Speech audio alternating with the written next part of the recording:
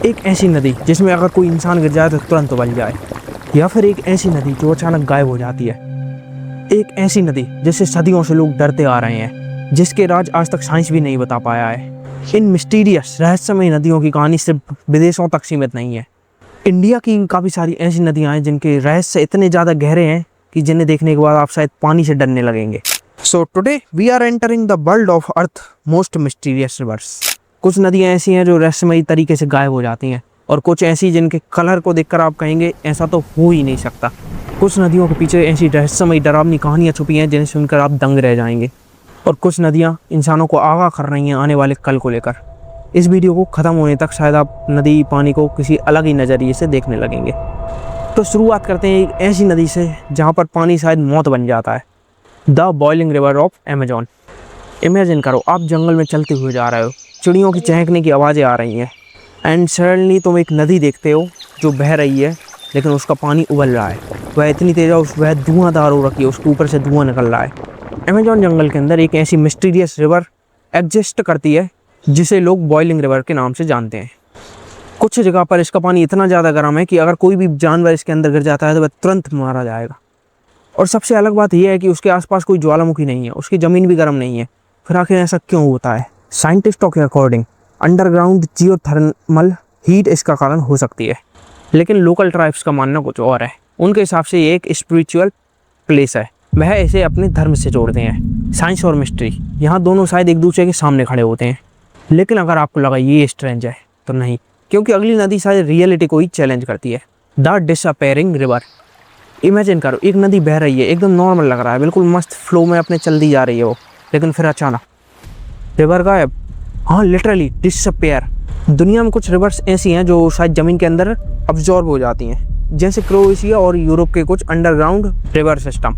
क्योंकि यहाँ की नदियों का जो पानी होता है वो सडनली सरफेस से पूरी तरीके से डिस्पेयर हो जाता है, जैसे अर्थ ने उसे निगल लिया हो, धरती ने उसे निगल लिया हो। आज से डिकेड्स पहले लोग इसे जादू या हिडन वर्ल्ड का दरवाजा समझते थे, लेकिन जियोलॉजी के हिसाब से यह अंडरग्राउंड केव सिस्टम और लाइमस्टोन स्ट्रक्चर की वजह से होता है। लेकिन सच में जब कोई नदी बहते हुए आपकी आंखों के सामने से एकदम से गायब हो जाए तो यह मिस्ट्री फील नहीं होती? मिस्ट्री से याद आया Indian mysterious river Saraswati. India की एक ऐसी रिवर जो शायद कभी एग्जिस्ट नहीं करती आज के लोगों के लिए। इंडिया की एक ऐसी रिवर जो किताबों में तो है लेकिन हिस्ट्री से जैसे गायब हो गई हो, सरस्वती नदी। अगर हम हिंदू धर्मों के बारे में कुछ भी पढ़ते हैं तो हमें अधिकतर गंगा, नर्मदा और सरस्वती ये 3 नाम जरूर मिलते हैं। आप सबने गंगा और नर्मदा तो आज तक कई बार देख ली होगी, कई बार आपने हमेशा आज पता ही होगा आपको, लेकिन क्या आपने कभी सरस्वती के बारे में सुना? दरअसल ये आज के समय पर एग्जिस्ट नहीं करती। क्या ये सिर्फ मिथ है? क्या ये सब झूठ है? ये सच में एग्जिस्ट करती थी।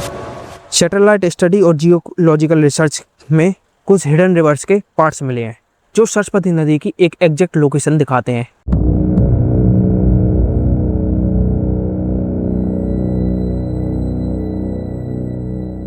जिसे देखकर साइंटिस्ट भी कहते हैं कि यहाँ पर कोई नदी तो पहले फ्लो करती थी। इमेजिन करो एक पूरी सिविलाइजेशन के पास एक नदी थी जो उनके साथ फ्लो करती थी, जिसके कारण वह सभी लोग जिंदा थे, और फिर अचानक से वह धीरे धीरे करके गायब हो गई। वक्त के साथ उस सिविलाइजेशन के साथ क्या हुआ होगा ये आज भी एक मिस्ट्री है। शायद नेचर का ये एक साइलेंट ट्विस्ट बहुत ज़्यादा टेरिफाइंग रहा होगा।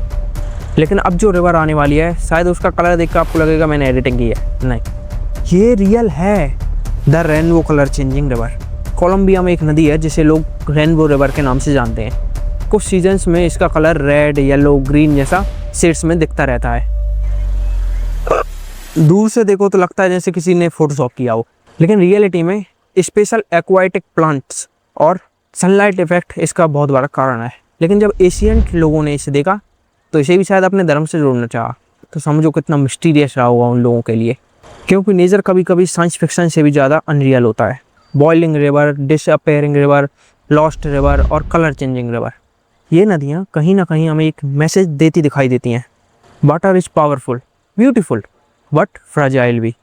और यहाँ से स्टोरी सडनली इंडिया पर आकर रुकती है। शायद सबसे बड़ी मिस्ट्री ये नहीं कि नदियाँ सारी अलग अलग होती हैं, बल्कि हम उनके साथ क्या कर रहे हैं ये है। इंडिया की कई सारी नदियाँ पॉल्यूशन, प्लास्टिक, सेवेज और केमिकल वेस्ट का प्रेशर फेस कर रही हैं। जिन नदियों ने डिकेड से हम लोगों को लाइफ दी, आज वो खुद ज़िंदगी और मौत के बीच लटक रही हैं। इमेजिन करो आज से 100 साल बाद कोई डॉक्यूमेंट्री बोले गंगा नाम की एक रिवर थी या नर्मदा नाम की एक रिवर थी, और अचानक से वो सारी डिसअपीयर हो गई। है ना स्ट्रेंज? तो क्या हम भी उसी फ्यूचर की ओर बढ़ रहे हैं? शायद हाँ, लेकिन शायद हम एक चेंज ला सकते हैं। इससे पहले कि मैं आपको ये बताऊं कि हम नदियों को कैसे बचा सकते हैं, आपको एक कहानी सुनाता हूँ, आपको एक सच्चाई बताता हूँ। नदियाँ कैसे बनती हैं? नदियाँ बनती हैं छोटी छोटी सी नहरों से।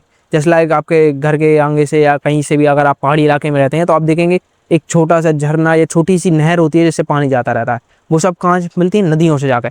तो नदी एक जगह से नहीं बनती, बहुत सारी नहरों से बनती है, छोटी छोटी नहरों से, और वह एक विशाल रूप ले लेती है जिसे देखकर आप बिल्कुल सोच भी नहीं सकती कि ये छोटी छोटी नहरों से बनी है। तो इसी प्रकार हम भी उन्हें बचा सकते हैं।